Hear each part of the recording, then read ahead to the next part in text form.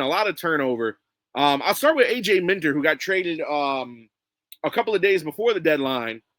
He got sent to the Twins, and he got Benny Agbayani's son, Bruin. Yes, saw that. And Billy Amick, who actually had a 2-hit game in his first game for Double-A Binghamton a couple of days ago.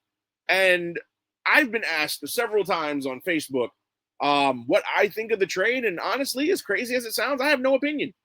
Only because for what AJ Minter, you got to think about it. AJ Minter is a veteran lefty reliever, the last of his breed, of his it was 37, 38. Yeah.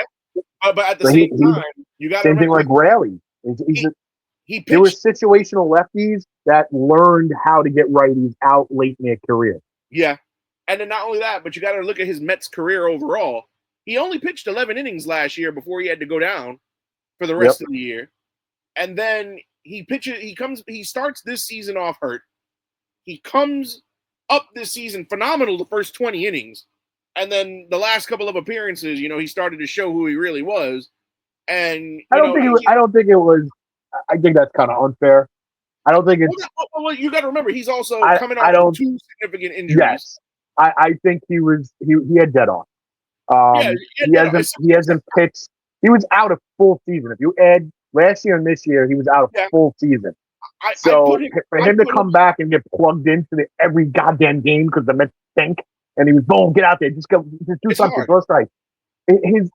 Your body can't take that. Baseball is 162 games of baseball, but then there's all those months where you got to work out and get your body ready for those 162 games. Yep. He didn't have that, so his shoulder was probably like this walking into the locker room. That's why it was so impressive with Brooks Raley that he came back throwing harder.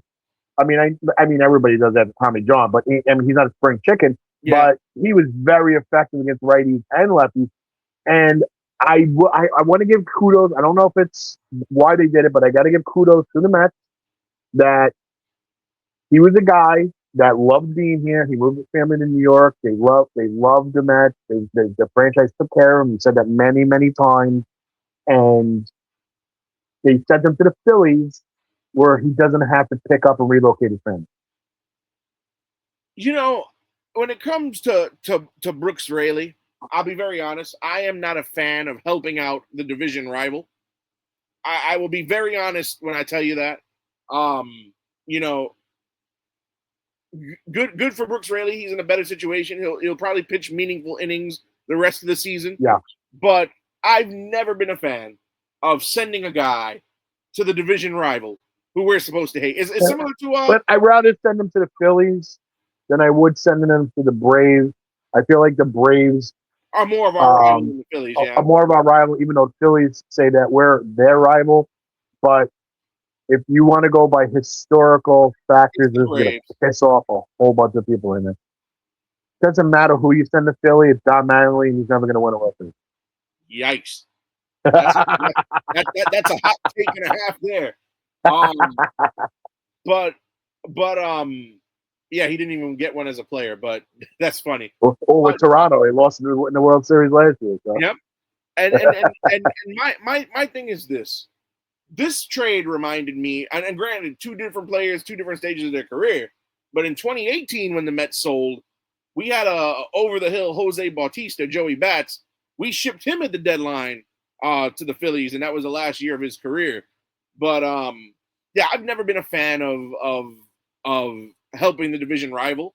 And then if you look at the haul of what we got for Brooks Raley, I was not really impressed by that haul.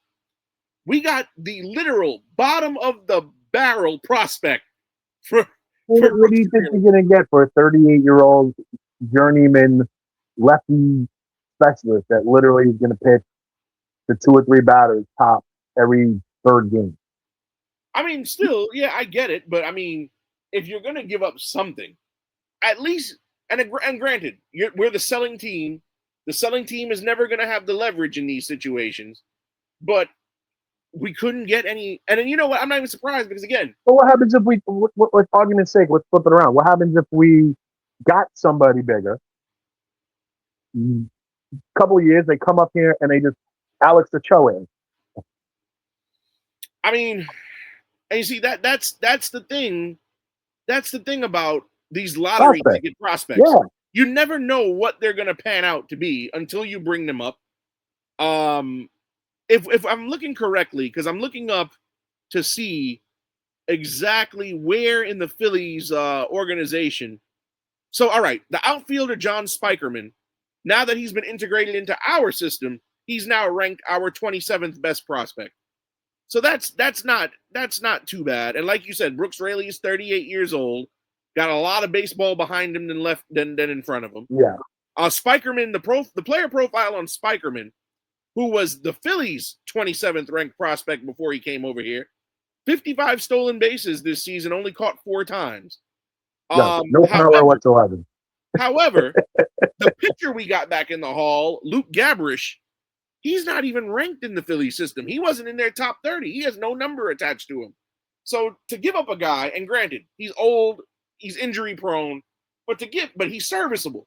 To give him up and get back a guy who isn't in the pipeline at all, like that's kind of. Well, I think the Mets have a lot of faith in their pitching lab, and I feel that they think that they can bring a guy here that throws hard, that has moderately good control, that he can come here and they can work with him and they can turn him into that guy. If you remember, Braziman, he wasn't that good. Not in Miami, when the Mets got him. Nope. And then his first year here, he was all over the place. The last half of last season and first half of this season, Braziman was a totally different pitcher. And you kind of got to give credit where credit is due and say, all right, maybe they're doing something because their bullpen was still good. Outside of Devin Williams, occasionally, doing Devin Williams things. Yeah. Weaver was good. Braziman was good. Minter was good. Raley was good. The guys that would come up and pitch 2 games and then get sent down or released. I don't count anybody like that. They had a very solid a bullpen. So I'm kind of confident that their pitching labs are going to be able to move these kids up that have the live on. Well, this is also the same pitching lab that thought that moving Kodai Senga to the bullpen would have made a difference. But I kid. They didn't really have a choice. They didn't really have a choice. I kid. They're paying this guy $1 gazillion, and they're like, we can't send him down because he's got the clause in the contract where he has to agree to a demotion. Down, yeah. So, I guess because they, with the Japanese heritage, they didn't want to insult them. It would be embarrassing, whatever the case may be. I would have sent his ass packing. But they didn't really have a choice. And, it's so frustrating because he'll go 2 innings where it's like, oh, he's back. He's doing his thing. And then 5 hits and 3 runs later, the next inning, you're like, all right, well, there went that. Yep. And then, so you're okay with the Raley trade? I am, yeah. Okay, fair enough. I'm not, to be honest with you, I'm not disappointed in really any of the trades. I'm a little disappointed in trades that weren't. All right, and we'll get to the trades that weren't in a bit. Speaking, you brought up Huascar Braziban. He goes to the White Sox. We actually get back a decent haul for Braziban. We get right-handed relief pitcher Gabe Davis. Gabe Davis, who was, I think, he was number 18 in the White Sox farm system, who ironically was an Oklahoma State teammate of both Nolan McLean and Carson Benj in college. He's now in Double-A. And then we also received Zach Franklin, who, according to scouting reports, they say that he will be ready for the big leagues sooner rather than later. They say he's a near big league reliever. He struck out 60 batters in 45 1/3 innings in AAA this season. Anytime you have way more strikeouts than innings pitched, that's always a good thing to me. Yeah.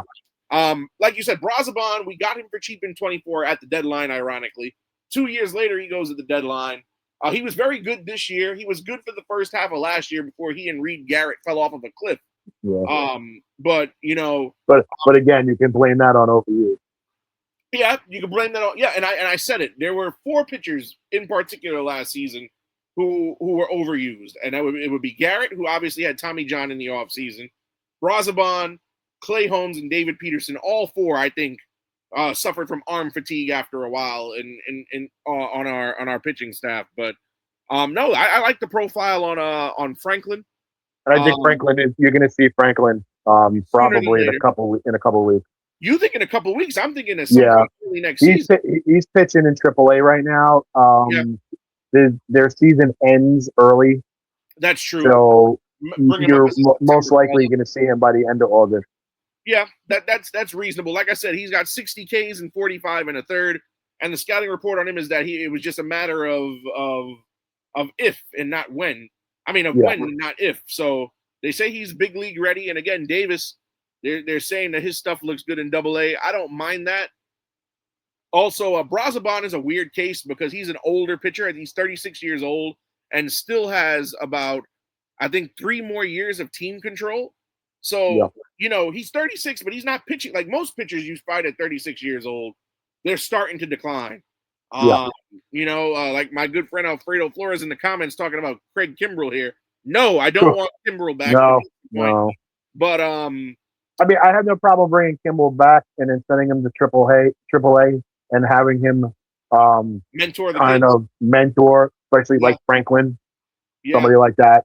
Then you want to bring him in as a body, an arm, and a mentor, and then at the end of the season he'll become a free agent. I have no problem doing that because at this point he's only getting the Major League Baseball minimum, and that's being paid by like 14 guys. Yeah, and honestly, and I said this when we released him. He's had a great career, future Hall of Famer, nothing left to prove. Rookie of the Year. I think he was the reliever of the year 7 times. World Series champion. If he retired today, he has nothing left to prove, nothing to be ashamed of. Yep. But I don't want the man back on our club. But yeah, Brazoban. And you know what? He also had a good World Baseball Classic. But usually you have guys who are 36 years old, their arms start to. But it's like he's also started playing baseball later in life. So, he's not declining as most normal relievers at this age would. And Chicago's contending right now. They're battling for a wild card spot. So, Brazoban is one thing that Chicago did not have and that they needed was bullpen help. And they addressed it because they sent Sir Anthony Dominguez out of town, our old friend from Philadelphia, sent him out of town and went ahead and got Brazoban. So clearly they see some value there. Also on the trade block, this one I like too. Luke Weaver going to the Pirates. We talked about Luke Weaver earlier. And again, I was shocked that he went because Minter and Brazoban both went and Rayleigh went. So I figured, all right, Weaver's safe, but he's not. But look at the haul back. Sammy Stafura, who was Pittsburgh's, I believe, number 2 prospect in their pipeline. Am I reading that right? Yeah. Sammy Stafura, who was a local kid from upstate New York out in Cortland. He split time between single A, high A with a 960 OPS and a 20 home run. Sorry, he was the Pirates' 9th rated prospect, not 2nd. 9th rated prospect. And ironically, he's a shortstop.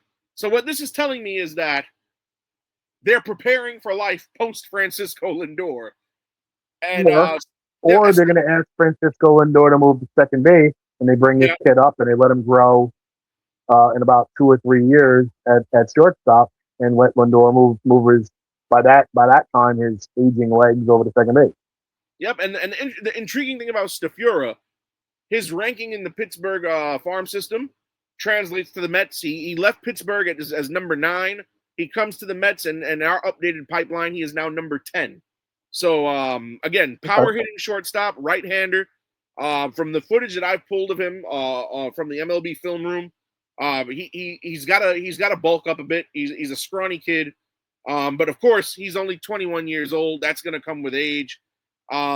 But yeah, no, I expect maybe about another 2 to 3 years we might see him in the bigs. Possible. I mean, it just depends on how quick he shoots up the system. Yep, definitely we'll see him probably in a major league camp in spring training, if there is a spring training in 2027. Yeah, that's a whole different conversation. That's a whole different conversation. But a 960 OPS, he's tearing it up in A-ball. But again, A-ball is A-ball. But no, I'm actually pretty, like, if you're preparing for the future, that's a good move. It's a bad move if you're telling your fans we plan to compete next season and you give up arguably the best reliever in your bullpen. But And then, they had to get a haul for him because the main thing was he's got another year of control. Yeah. So he's going to be the Pirates are going to give it a run, and they'll have Weaver to help them do that. The thing with the Pirates is that they go into the off season and they don't strategically do their free agency signings well. You can very easily see Weaver get traded before the season even starts. Yep. Here's my thing, Kevin, and maybe I'm just wrong. If I'm Stearns and I am hell bent on saying we're going to compete next season, giving up everybody else who I gave up today and over the weekend, I would have kept Weaver. And then let's say we're out of the hunt by next year's trade deadline, then I would have flipped him because he's a pending free agent. He'd have been a rental somewhere else. Pittsburgh is surprisingly better than they've been in past years this year, but I don't see them. I don't think this is a move that's going to get them over the hump. In my limited watchings of Pirates baseball this season, I think they need more of an extra bat more than a bullpen arm. But but remember, it's not the best team in the playoffs that wins. It's the hottest team in the playoffs that wins. Yep. Very, very true. Here was the big move that I absolutely loved. So, of course, I was lobbying for us to keep Clay Holmes. He has a player opt-in, or opt-out, I should say, after this season, but we all knew he was going to opt out. Yeah, they fully expected him to opt out. Yep, but Clay Holmes and Tyrone Taylor. Now, Tyrone Taylor was putting on a show for the last 2 weeks. Yeah. He probably said, this is my chance to get out of here. let me audition for all the other teams in the league, and let me do. And was hitting for power, which was crazy. Tyrone Taylor's not a power guy.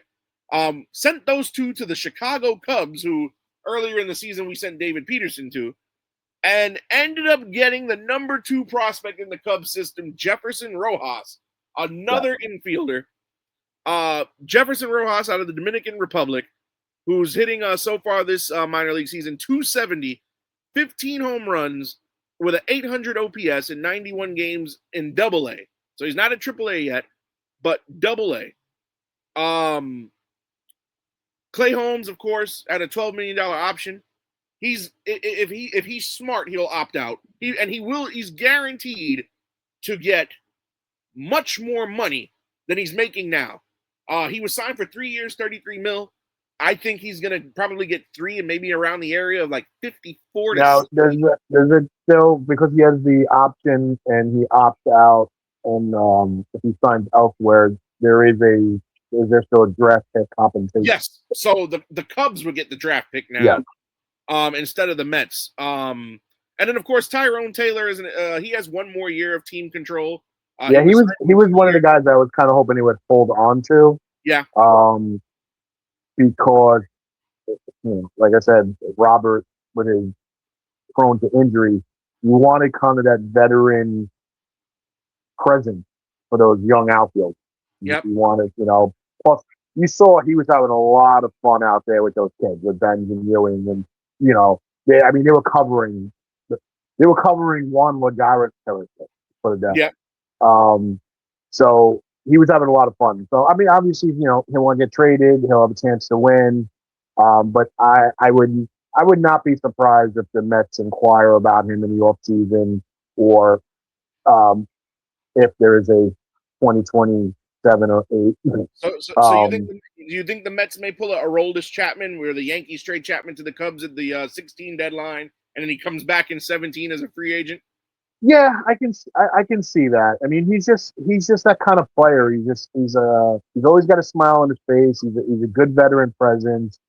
At this point of his career, he's still a Gold Glove caliber fielder. He's got a great arm.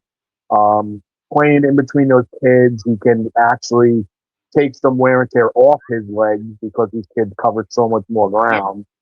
So, Juan Soto eventually is going to be back in the outfield mix, DH or outfield. And, I still think Ewing's going to wind up at second base. Yeah. And it's funny that you're so pro Robert, because I can't wait to get rid of the guy. I wanted him traded at the deadline. I did. And I did too. But my thing about Robert, he was so unavailable. Who's going to take a guy that's been hurt all year? I figured him and Polanco were never well, going to. The Mets would have had to pay for like 60% of his remaining contract to get rid of him, and I think they probably figure ride him out, get something out of what they paid. You know, I can very easily see Luis Robert pulling a Bernard Gilkey and just having this monster career year, and then the Mets extending him, and then he's just gonna suck. My biggest thing with Robert, and I've always liked Robert back from when he was on the White Sox. I still maintain to this day that the 2021 to 22 White Sox with him and Eloy Jimenez and Yoan Moncada and Tim Anderson in his prime, that was a very dangerous top of the lineup. Eloy Jimenez is another guy that's handsy. Yeah, no, well, he got knocked out for being handsy. Yeah. And Yasmani Grandal was on that team too, and those teams made the playoffs under Tony La Russa. And you know, I've always liked Luis Robert. I always said that a change of scenery, because he vocally said it last season. I don't want to be here in Chicago anymore. They flirted with the Mets last season. The White Sox did in trying to get something at the deadline. No trade was ultimately made, and that's what made us pivot to go get Cedric Mullins, which was a disaster in and of itself. But I figured the change of scenery would have did Robert good. But one thing that worries me about him, it's the type of injury. It's not an oblique. It's not a soft tissue. While granted, soft tissue injuries like what Soto is going through this year, they're scary. But when you have herniated discs and fluid building up in your back, I don't care if they say that you're ready to play again. You're never going to be the same. The same type of injury that Don Mattingly got his career shortened by. So, David Wright, another one who had back issues and spinal stenosis. Ralph Kiner. Yep, Ralph Kiner too. So, Ralph Kiner had an injury that's perfectly fixed with surgery, over an overnight surgery. Now, ended his career. Ended his career, and so many guys have had devastating back injuries in baseball, and never were the same. So that's what worries me about Robert. He does have a club option after this year. And honestly, if I'm David Stearns, because I would try to either trade him or not pick up his club option. I would say you can if you're not going to trade him, you might want to plug him into the DH role so he's not running around in the outfield putting strain on his back. If you plug him in the DH role, what do you do with Polanco? Because I don't want Polanco at first base. Polanco is going to be Polanco back at third. If Bichette he's going to be a pinch hitter up there. Really, $20 million pinch hitter? Yeah. Look, it is what it is. At this point, why even look at the salary? It's already half paid. So yeah. So I mean, he's a veteran guy. Put him on the bench. Let him fill in occasionally at first base, second base, DH. You know, on a Sunday, spelling somebody the day off. You're gonna put Soto on left. You're gonna put. I would still like Soto on left, Benjamin right. Go out and get yourself a center fielder. Put Ewing at second base. You got Lindor at short. If Bichette decides to return with his option, you put him at third base. If he decides not to return, then you need a new third baseman. I don't feel or see or want Mark Vientos anywhere on the playing diamond. I don't even want him on the bench as a DH, because then it's just you have two Polancos on the bench, and you don't need that. Well, here's the funny thing. You mentioned Mark Vientos. He's eligible for arbitration for the first time this season, and I don't think the Mets should deal with him in arbitration. Let him go. Him and Brett Beatty. Yeah. Let them go. You know what? I'm actually surprised Brett Beatty's still on this team, because I think it was the Detroit Tigers were very interested in him. Yeah, that was the rumor I heard too. But if I had to keep one of these guys, like if the baseball god said, Alfred, you cannot get rid of them both. Pick which one to keep and which one to let go. I would keep Beatty more than I would keep Vientos.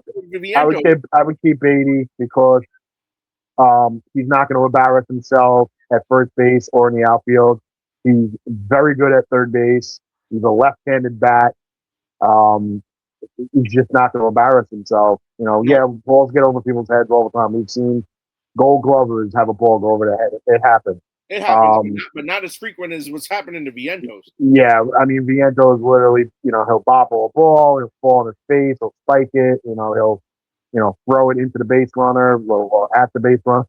But first base seems to be a very, very highly jinxed position since the departure of John Overwood. Yeah, no, and as great. Well, Carlos Delgado wasn't a great defensive first. He wasn't a great defender. Todd Gio wasn't. Todd Gio was a great bat for that 2000 team. A guy who signed with the Mets without a position. We got Adrian Gonzalez at the end of his career, so he wasn't the same. And as much as I love Pete Alonso, what was the other guy? The guy from the Dodgers, Loney. Yeah, that was Gonzalez. Gonzalez was the Dodgers. No, Loney. Oh yes, James Loney. Yep. Mm-hmm. So all at the end of their career. Yep. And then who did we tried Piazza out at first base once his knee started to give. That was a 4-game experiment. I don't know if you remember. We tried Todd Hundley at first base and in the outfield. This is going to tell you how much of a diehard Met fan I am. But Jason Phillips, remember Jason Phillips? Yeah, the catcher turned first baseman with his goggles. I would say the only decent first baseman we had in that stretch was Daniel Murphy. And he wasn't the regular first baseman. Yeah. So it's been a while. Yeah.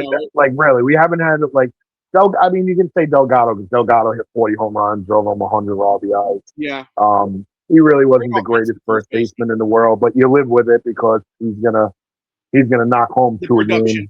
And that's why I was okay with Alonso because yes, he was deficient at first a little, but the offensive production and his offensive projection was there, and he was a rah guy. He was all about the team. He had people pumped up. But he might have single-handedly ended Kodai Senga's major league career. Yeah, I was at that game too with the up high the throw. But no, I'm excited about this Cubs trade. Jefferson Rojas is going to be it's just interesting because Stafura from the Pirates, he's a middle infielder. Rojas is a middle infielder. So clearly, I see the vision. They're preparing for life post Francisco Lindor. Obviously, Ronnie Mauricio is not it. And that's a guy who I'm surprised wasn't moved, even though he's in Syracuse.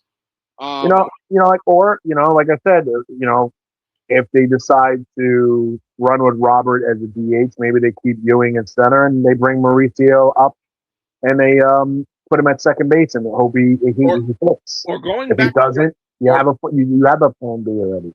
Or going back to your earlier point about Robert, say you dump Robert, right, and you want to keep Ewing in the outfield. Don't forget, we still have Nick Morabito down on the farm. Morabito can come up and play center. And he can. I just don't think his ceiling is as high as Ben. No, because he didn't have a good stint up in the bigs here when he was here for the cup of coffee he had. But I could picture Morabito in center, Benjamin right, Ewing in left, and Soto the DH.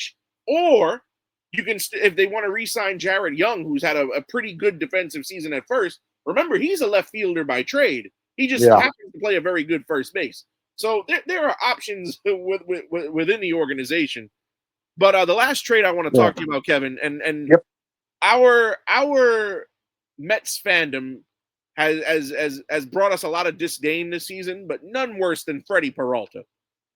Freddie Peralta, we gave up Jet Williams and Brandon Sproat, two big prospects in our farm system, and I went out on a limb. I don't know if you ever saw any of the stuff I said last season in the winter, but I always felt that it should have been Jonah Tong instead of Brandon Sproat who went in that trade, only because while, yes, last season Jonah Tong was the minor league strikeout leader, when he came up, that did not translate to major league hitting. And he looked like a deer in headlights a lot. Yeah, and the worst part is he came up this season for a cup of coffee, and he looked worse this season than he did last season. At least Brandon Sproat has turned into the fourth guy over in Milwaukee.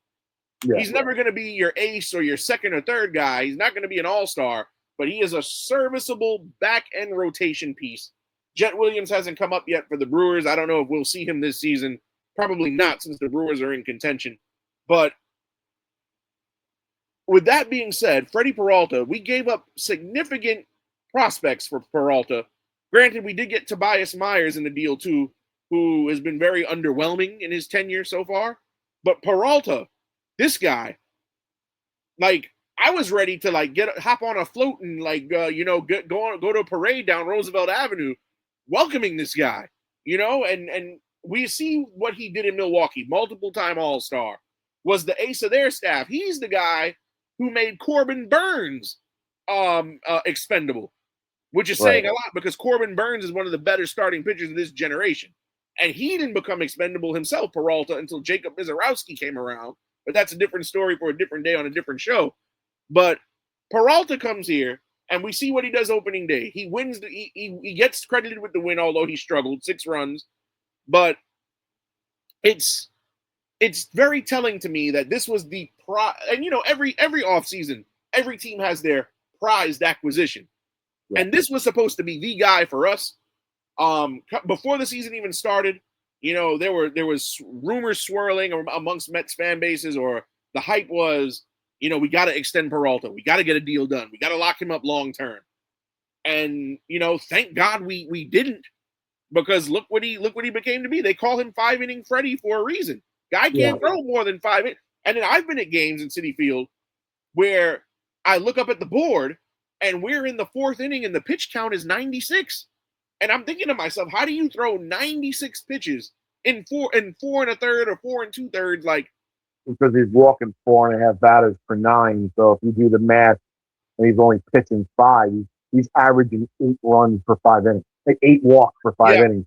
He's not technically walking 8, but if you do the math, he's putting that many base runners on base. And then here's my other thing. So I decided to go through his game logs a year ago in his last season in Milwaukee, just to see, because again, I follow the whole league, but I just wanted to see if I was going crazy or not. So I decided to do my little research.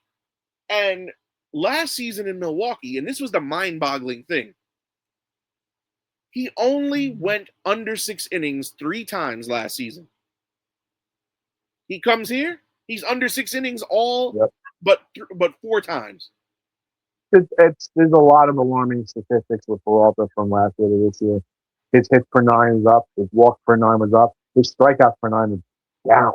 Yeah. I mean, way down. He was one of the elite strikeout pitchers of last year. He struck out 200 batters. Yep. This year, he was averaging just over 8 strikeouts. Let me ask you a question, because the rumor I read online was that a lot of the opposing general managers think he's still good, but that the Mets, that we messed him up.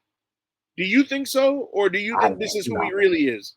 I don't think so. I think Freddie Peralta was his own worst enemy because he came to New York and he put everything on his shoulder is, I got to be the man.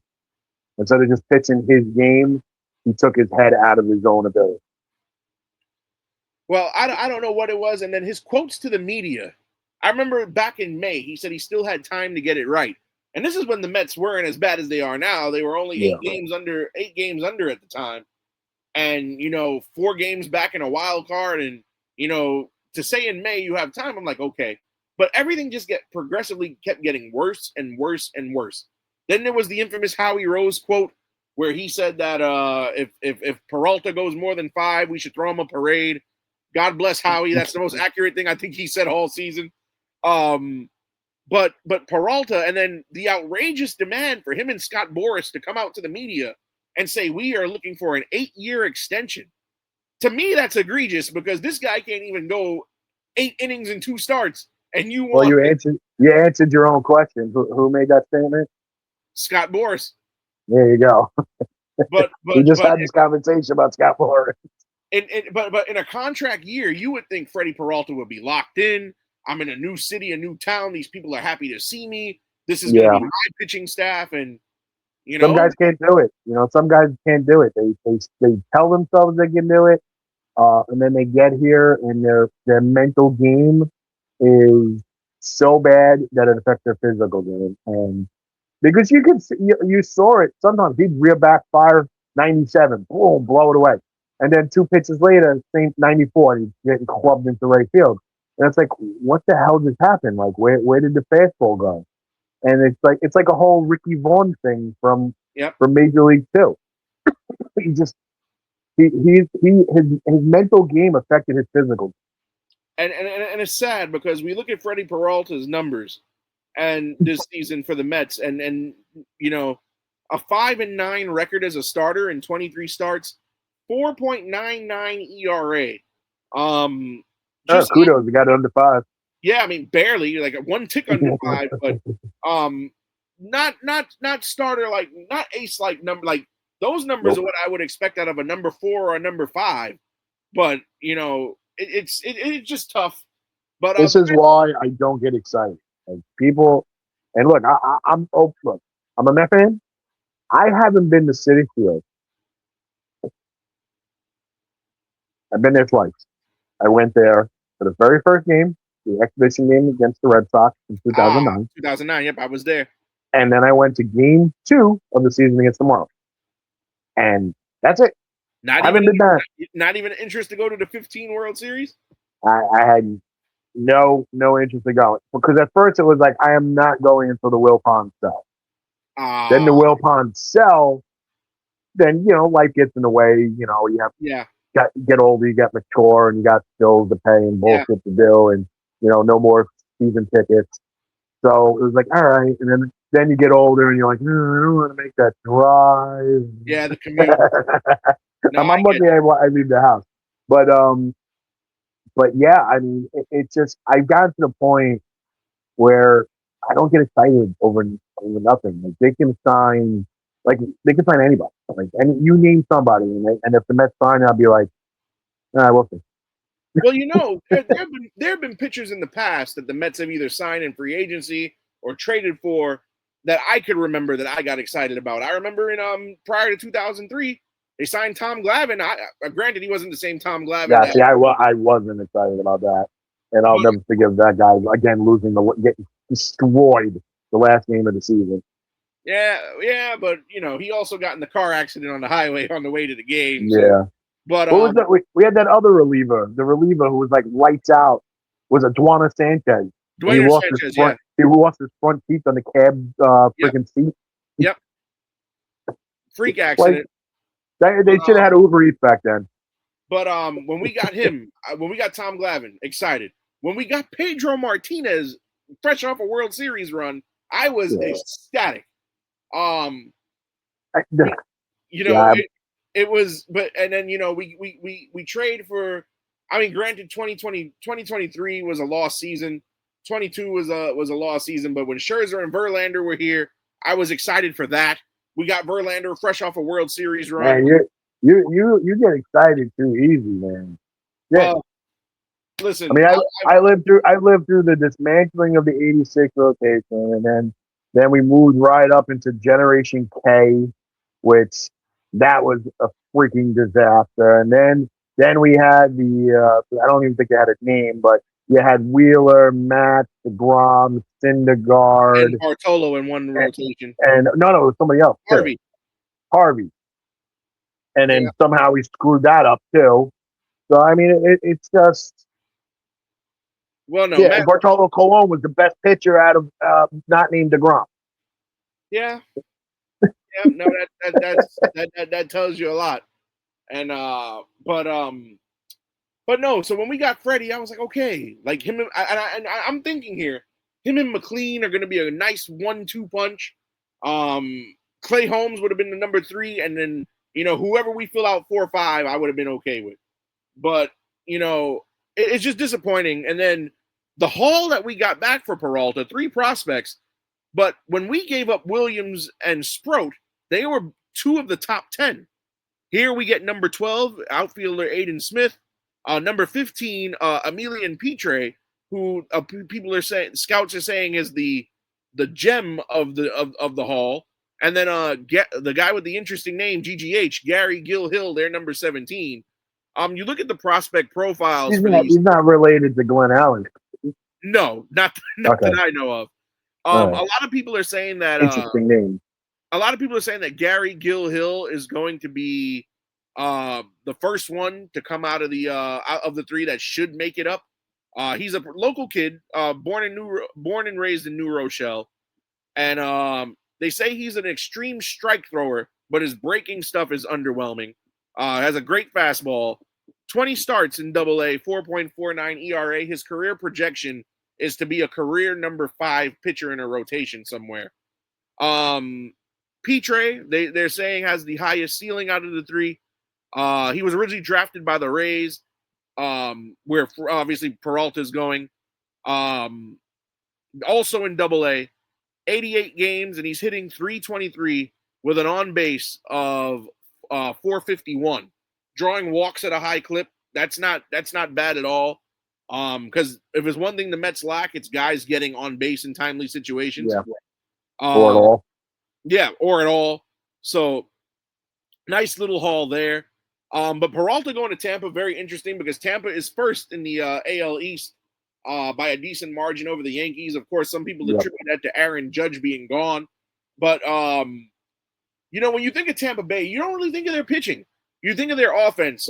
Junior Caminero is out. Which is weird because it always used to be about their pitching. Yep, but now it's their offense because they have Yandy Diaz, they have Junior Caminero, they have Chandler Simpson, who I always said is the modern-day Kenny Lofton, even though that might be some too high praise, but good defensive guy, good speedy guy. So, I relate him more to Deion Sanders. Well, Deion didn't hit all that great, but he hit enough to get on. Hit enough to get on base and cause havoc. Well, he's also the reason why Bo Jackson threw his shoulder out, but don't ask Bo about that. But no, the haul for Peralta, not the best, but I equate Peralta like this: you go and buy a car, or you go and get a car, you drive it off the lot, the car ends up being a lemon, so you trade it back in, and it's nowhere near worth what it once was when you first got it. So I'm actually glad that the Freddie Peralta era is over in Flushing.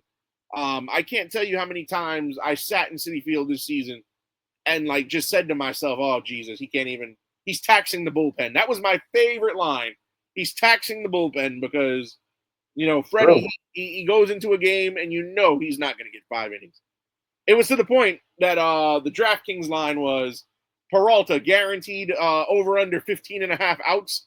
And if you would have took under, you would have hit every time. It's sad. It really is because it's become acceptable in baseball to be like this, and it's awful. Now, Peralta, but I can't be too mad at Peralta because, like you said, it might be a New York thing.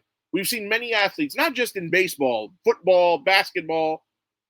They come here from small market teams, and they were a superstar where they were. They come here, and they just don't have it in the bright lights. Granted, like what you said earlier, I think the Yankees are more under a microscope than the Mets are, but New York is still New York at the end of the day. And even at the end of the day, the Mets. The problem is that everybody waits for the Mets to fail. That's the problem. So when they do fail, it's kind of like, the Mets. When the Mets are successful, everybody becomes skeptical because it's like, okay, we're waiting for the other shoe to fall. When's the wheel gonna come on? Yep. And it sucks because that's how we are as Mets fans. It's like we can never have anything nice because anytime we get anything nice, we screw it up, and we don't appreciate it. We just wait for it to blow up at some point, and usually the Mets don't disappoint, and it does. So it's. I mean, look, you can go through can't miss prospects that the Mets have. You can go through free agent acquisitions that like Jason Bay, guys like that, they're just never panned out. Move on. I mean, but we're not the only. But look, I'll bring that up. Mo Vaughn, to me, I had no issues. Steve Phillips, okay, brought in Roberto Alomar. Also too late. Who finished the year before third in the American League MVP vote. Okay, the guy still had something left based on that season. He brought in Jeremy Burnett, who's coming off back-to-back 35-plus home run seasons. Plus, he was already a Met earlier in his career, so he was familiar with the Mets. So, okay, we're good.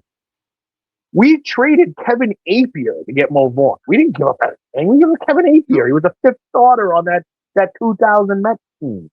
Okay? He did hit one of the freaking biggest home runs I've ever seen in my life at Shea Stadium. Christ. I think the ball's still traveling.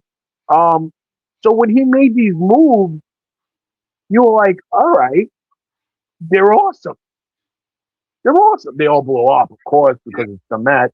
Roberto Alomar couldn't stay on the field. He was hurt. He couldn't hit his weight. Mo Vaughn constantly hurt. He had the freaking elbow injury. When he did hit the ball, though, he hit it 490 feet all the time. And Burnett was okay. Burnett did what Burnett does, and you know, and they wound up, trading him anyway, at the deadline. But had a rookie Ty Wigginton on that team too. Yeah, but you can't really fault it. Like everybody's like, "Oh, Steve Phillips is," why do people listen to Steve Phillips? He was one of the worst GMs the Mets ever had. He really wasn't. 2000. That's all. Back-to-back playoff years and one World Series. Right, but in 2000 off season going into 01, on paper those moves were like, holy yay! Like we're going back. We're going to the World Series this year. Like that, those moves are insane. Like who were we replacing at first base? Todd Zeal. Who were we replacing at second base? Nobody. Edgardo Alfonso. I think he went to third base, didn't he? He went to third, yep. Yeah, because Ventura was gone. Right. And then Jeremy Burnett, played some outfield because, Lance Johnson was gone. So it's like, all right, we can totally live with this. And then, of course, the wheels came off and the Mets did what the Mets do. That pitching rotation, Leiter and Traxel were underperforming that year. Yeah. Dave Malicki was in the rotation, which, but so. Hey, whatever, man. He gave us our first freaking Subway Series win. Yeah, true also. But as far as guys who were not traded, we brought up Luis Robert. I was lobbying for Francisco Alvarez to get traded. Absolutely. And I'll tell you why. Alvarez, when he was a prospect, everybody talked about this kid has prolific power, right? And granted, I'm not counting 2022 when he only played a handful of games, but his first full season in the majors was 23. He hit 24 home runs, and I believe had about 60 or so RBIs. Then 2024 comes, he gets hurt. Last year comes, he gets hurt. This year, 24, 11 homers and 29 RBIs. Last year, 11 home runs and 29 RBIs. Same amount of RBIs and home runs in 2 consecutive seasons. And this year, 12 home runs, and I think he's approaching 30 RBIs for the year. This is a guy who each year, since that first full year in the bigs, he's been hurt. He's missed the amount of games played has decreased every year, with the exception of this year because there was enough time left in the year. His power went down. He went from 24 home runs to 11 to 12, and the RBIs have gone down every year too. So my thing is this: some people say, you add in last year led all of baseball in pass balls and didn't play the whole season, and this year currently leading the league in pass balls again. And missed significant time. He missed time this year. Last year he missed time. Not only did he miss time due to injury, he was also sent down to AAA in the middle of the season last year too. Yeah. So this is a guy who is not living up to the hype that he had when he was a prospect. He's been more unavailable than available due to injury and struggle. And some people tell me, well, don't be so hard on him, Alfred. He's only 24 years old. He still has a lot of career left ahead of him. He's 34 years old, but he's a catcher, so he's technically like 32. Exactly, because his knees is going to wear out, his back is going to wear out. And mind you just said he's a catcher. What do catchers have to do? Throw down to second when somebody's trying to steal. He's already had a broken wrist and a broken hamate bone in the same hand that he has to throw the ball with. Here's my thing. I understand that Alvarez this year is hitting 264 so far this season. And I always say 250 is the modern day 300 by today's standards. So while his average is there, honestly, Luis Torrens is a better defensive catcher. Torrens may not give you the same offensive production that Alvarez will, but at least Torrens doesn't get hurt, and Torrens has a stronger arm going down to second. Torrens has better pop time than Alvarez, and as you mentioned, the lack of pass ball to Torrens compared to Alvarez. I would say try to get something for him while you can, because, again, prior to all these trades that we made today and over the weekend, our farm system was not even in the top 10. We need to retool the farm. And you can't blame having a bad farm system on we graduated Benj, we graduated Ewing, we graduated Thornton. Like it doesn't like you still have to keep arms and bats in the farm in case you need them. So yep. I would it's just like you need to keep veterans in AAA just because you need them. Yeah, and then here's the other thing. A lot of people say, yeah, well, Alvarez has the team control. Yeah, he has the team control, but what good is the team control if he's going to miss games because he's getting hurt and the productivity keeps. And I'm a big numbers guy. Look, bottom line is, I agree with you. He should have been gone. He should have been gone. Absolutely should have been gone. I definitely would have called Cashman, asked him, say, hey, you guys need a catcher. You're down on Wells. Sanchez is not the answer. Ben Rice is, first base DH. So, let's make something happen. Boston needed a catcher, and they went and got Rutschman from the Orioles. Which right. The writing was on the wall there because Basayo is a catcher too. So the fact that they had Rutschman at DH and Basayo at catcher was kind of weird to me. Yeah, well, they also brought in a catcher too. Yeah, and they brought one in. So, but yeah, I said that the other day. Who did they bring in? Oh, Jake Rogers. Yep, and then Detroit, they pretty much given up on their season, but they could have used a catcher because they're still in the wild card hunt mathematically. When Baltimore made the move for Jake Rogers, I said that I thought Rutschman was going to go to the Yankees. Yeah. Because I knew Sam Bartholo's there; he's their guy, and the Yankees could, I think Adley Rutschman would have. Oh man, he would have killed it. Switch hitter at the Yankee Stadium. I think he would have killed it there, but for some reason they're so high on Wells still. I just don't get it. They're happy with Wells and Sanchez, even though Wells literally is having one of the worst offensive seasons for a catcher in the history of baseball. Only had power for the Dominican Republic this winter. That's all his power was. It's just weird. So I as a Mets GM, I would have been on the phone saying, hey, Francisco Alvarez is available. The White Sox. Who do you want to squeeze out? Well, you want to give it Dominguez? We'll take Dominguez. You want Dominguez and Wells? We'll take both. Honestly, here's what I would have did if I would have called the Yankees. Give me George Lombard. I would have took George Lombard Jr. I don't think they're going to give up another shortstop. I don't think they're going to give up George Lombard for Francisco Alvarez. I think that would have been a Dominguez kind of, that's about it. They're not going to give us Spencer Jones. I think it would have been a Dominguez and Wells kind of thing, and the Yankees would have had to pay, certain more cash as well. And then it's funny because you could have went Torrens, and then you could have brought Hayden Sanger back up to finish the rest of the year out. Let that kid play. Yeah. Or if Wells was involved in the trade, you could have, you get Dominguez over here. You let him play with a little less pressure in New York. Earn his keep for next season. Let Wells finish the season with Torrens here. And then reevaluate him in the offseason, or you trade him in the offseason. Yep. There's always bad teams that are always bad that need a catcher. And the Mets actually have I got a chance to see this guy play because I went to Port St. Lucie back in February to go to spring training. And I don't know if you're aware of Chris Suero, but that kid is going to be a stud in my opinion. Literally can play every position. His primary position is catcher, but he can play outfield and he can play first base.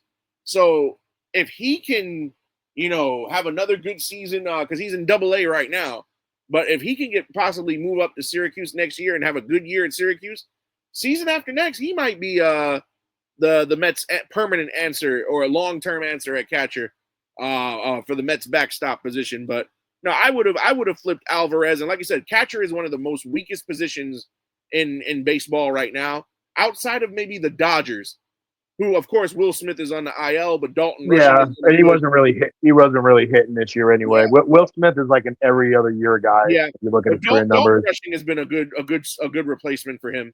He is. The problem with him is he's another one. He's his own worst enemy because he's a little bit of a mental case. Yeah, but all these other teams in contention. You look at the White Sox; they need a catcher. Guardians could use an upgraded catcher. A lot of these the Red Sox address the need. Yankees could use another catcher. Even No, well, the Braves are set. The Phillies are set. Yeah. They're not going to move on from Real Muto. Well, the only way I would have saw if they would have made a move with the Phillies, because they had intentions of moving Harper to the outfield anyway, is that you could have had Alvarez catch half the time and put Real Muto at first base to save his legs. The Phillies just acquired a first baseman. I'm just saying before they acquired a first baseman, you could have put Real Muto, flip Harper and Real Muto at first base, and then Harper in the outfield when Alvarez catches, so you can keep Real Muto's bat in the lineup and his legs fresh. Because he actually, the couple of years he did play first base, Real Muto was very good at first base. And it's funny because they went and got Luis Arias from the Giants. That lineup just got much more brutal because Luis Arias might win the batting title again this season. Yeah. Guy batting over 326, which in this day and age is unheard of. So I'm guessing he's going to play first base for them? Playing first. I got an alert about an hour ago. Harper is playing right field again. Yeah. So, it's the Phillies. They're clearly. I don't think they're going to catch the Braves in the NL East, but they definitely are going to hold on to that wild card spot. But the Mets. It's been a down year. I'm shocked they didn't move Alvarez. Also shocked, like I said, I was a clear. I clearly wanted Ronnie Mauricio traded only because I think the ship has sailed on Mauricio. He hasn't been the same since he got that ACL tear playing winter ball in the Dominican Republic. He showed promise that first year he was up for the cup of coffee he had, but and then also the thing about Mauricio, he's never gonna, as long as Lindor is at shortstop for us, there's no room for Ronnie Mauricio. Yeah. He's the type of guy he should be in the bigs right now and getting reps every day, not playing in the minor leagues. Because again, we all know AAA pitching is not major league pitching. And if you're bombing away in AAA and can't do it at the MLB level, like we said earlier, he's a quadruple A player. Yeah. And I would hate to think about Ronnie in that way because when he was a prospect, he was highly thought of. And it just goes to show how many highly thought of prospects over the years the Mets have had. And, Scott Kazmir never made his debut with us. We traded him. Lastings Millage, Gavin Cicchini, and all these other folks. I would hate to group Ronnie Mauricio in that class of Mets. But the laundry list is embarrassing. The amount of false hope, but yeah, that's been the trade deadline. The Mets. It's not even. It doesn't. I usually go over the Mets schedule every episode, but there's no point in doing so in a lost season. I was hoping they would have traded Semien. Now that he's healthy, I know he's got money coming to him, but we moved Verlander and Scherzer with the same problem. What it is? He's played so poorly. I don't think that anybody has a need for a declining, middling of the pack second baseman. His bat speed is down this year too. So and then to nobody's surprise, some people said Kodai Senga would get moved. He's played so horribly that he's not even worth a cup of coffee. He's just worth the cup without the coffee. I could have totally saw him actually going to the Padres. Like that's a team that. Yeah, the Padres and the Dodgers, they love the Asian players. Yeah. And they usually do well there. Yu Darvish was with the Padres. He did very well there. Yeah. The Dodgers had the middle infielder Kim and obviously Ohtani and Roki Sasaki not so much, but Yamamoto's doing well. So I mean, I could have saw him, West Coast, a little bit more laid back. Not the scrutiny, not the cameras up there. I could have saw like the Mets kind of unloading him to the Padres. Honestly, and I'm maybe very honest with you, I think I'm in the minority here. But if I'm Cohen, I got the money. DFA him. Send him back to NPB. Let him go back to Japan and be a legend. Why don't you see if you could trade him first? I mean that's the last resort. I mean, trade him if you can get somebody for him. Who cares? Who would take him, and what would you get for him? That's the other thing. A contract for a contract. That's what's going to wind up. And then also, what team is going to want to take on that contract? Because he has a hefty contract. Remember, he was a Billy Epler signing. He has a hefty contract, and he's not even playing anywhere up near to that contract. Well, so if I'm another team do I really want to take the Padres have a couple of salaries they wanted to get rid of, so you can totally see Mr. Senga being unloaded for Xander Bogart. Well, Bogarts does play third. Bichette may not come back in the offseason. So you might see him get traded. Maybe they never mind. They're like, all right, let him pitch the rest of the year. Hopefully, he pitches well or good enough, and we'll unload him in the offseason. Because again, the Padres have a lot of contracts. Of course, they have Machado and the Tatis, but they have some contracts that they need to. They still got Pivetta under contract too, don't they? I believe so. Yeah. Yeah. Still got Michael King under contract, who is having a down year as compared to previous years. So, but so it could be a contract for contract, and it could work out to be both benefits because it changes scenery.